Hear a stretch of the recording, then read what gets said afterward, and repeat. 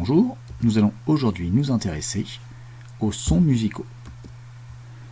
Nous avons vu dans les capsules précédentes qu'un signal sonore pouvait être caractérisé soit par sa fréquence, soit par sa période, qui était reliée par la relation F est égal à 1 sur T. En musique, on ne caractérisera pas une note par ses deux grandeurs, mais par sa hauteur, son timbre ou son intensité. L'objectif de cette capsule va être d'expliciter ces trois termes. Première grandeur à laquelle nous allons nous intéresser, la hauteur. Pour cela, nous allons jouer une note de guitare, un Do. Nous allons enregistrer cette note et à l'aide d'un zoom, nous allons pouvoir aller regarder le signal. Ainsi, nous pourrons déterminer la période ou la fréquence. Nous jouons le Do. Nous avons enregistré cette note, ici, en haut à droite.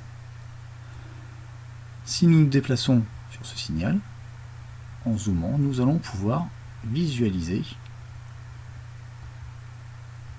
le signal. À l'aide de l'outil ici des deux petits curseurs, nous allons pouvoir déterminer sa fréquence, donc dans un premier temps sa période. Donc nous nous plaçons de façon à avoir une seule période, un seul motif élémentaire. On mesure une période de 7,70 millisecondes. En calculant la fréquence, c'est-à-dire 1 sur T, nous trouvons une fréquence de 130 Hz. Maintenant, jouons une deuxième note, un La, par exemple. On entend à l'oreille que ce n'est pas la même note.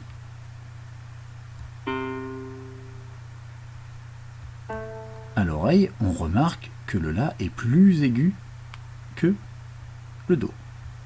De la même façon, on se déplace sur ce signal et nous allons aller déterminer la période, puis en déduire la fréquence. Donc, de la même façon, on détermine le temps d'un motif élémentaire.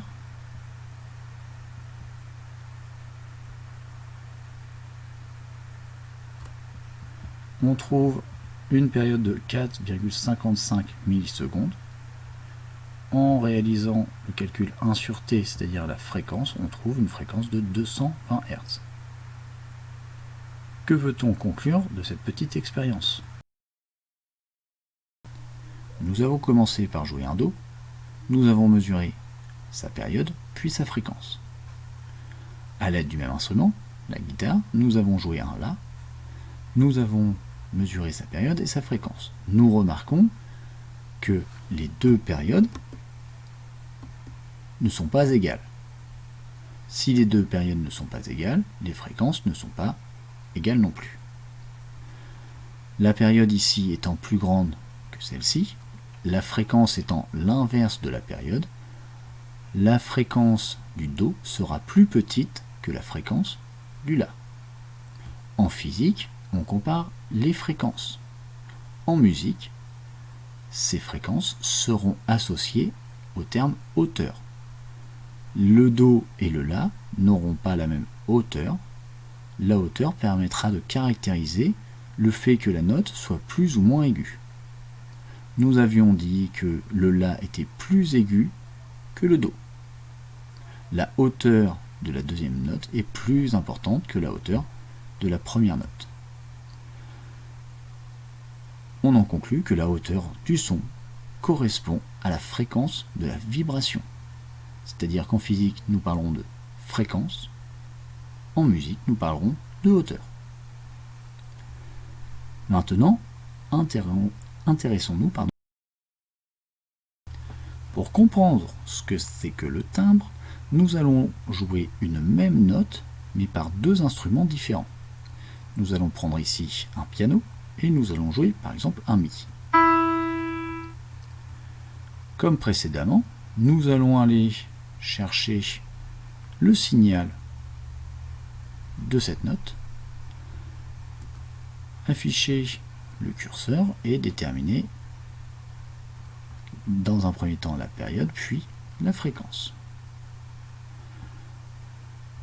Nous trouvons une période de 3,02 millisecondes.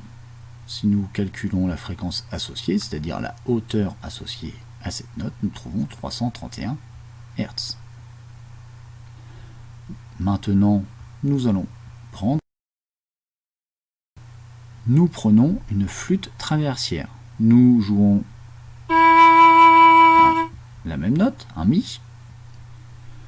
À l'oreille, nous n'entendons pas la même chose. On se place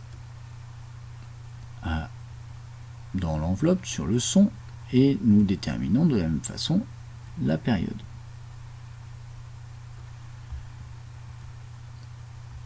À partir de cette mesure, nous pouvons, donc nous mesurons une période de 3,02 millisecondes, donc nous pouvons calculer la fréquence qui est de 331 Hz.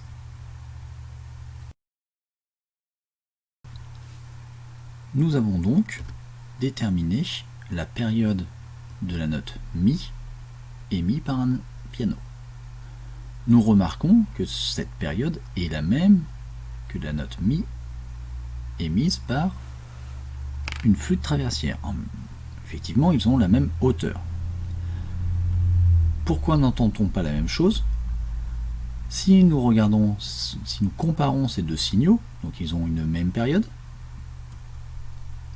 mais on remarque que les deux signaux ont des formes différentes. Si les deux signaux ont des formes différentes, nous n'entendons pas la même chose.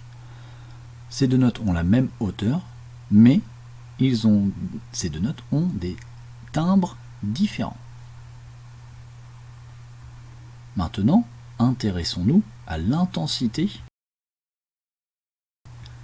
Pour cela, nous allons utiliser cette animation. Donc nous allons ici jouer par exemple un La avec une fréquence de 440 Hz. Nous jouons cette note, nous observons le signal associé à cette note. Je baisse le volume, c'est-à-dire je vais baisser l'intensité sonore. Bien sûr, j'entends moins ce son. Sur les deux signaux, que remarque-t-on? On remarque que l'on joue en fait sur l'amplitude du signal. La période reste identique, seule l'amplitude va augmenter ou diminuer en fonction du son, de l'intensité sonore. Petit bilan de cette capsule. Donc ce qu'il faudra retenir de cette capsule, la hauteur d'un son. Donc la hauteur d'un son, c'est la fréquence du son. Et cette hauteur va nous permettre de statuer sur le fait qu'une note est plus ou moins aiguë. Pour le timbre, ça permet de distinguer deux sons de hauteur identique, donc deux sons qui ont la même fréquence. Et ces deux signaux auront des formes différentes. Ils auront la même période, mais la forme du signal sera différente. Enfin, l'intensité du son. Ce son sera plus intense si il a une amplitude plus importante.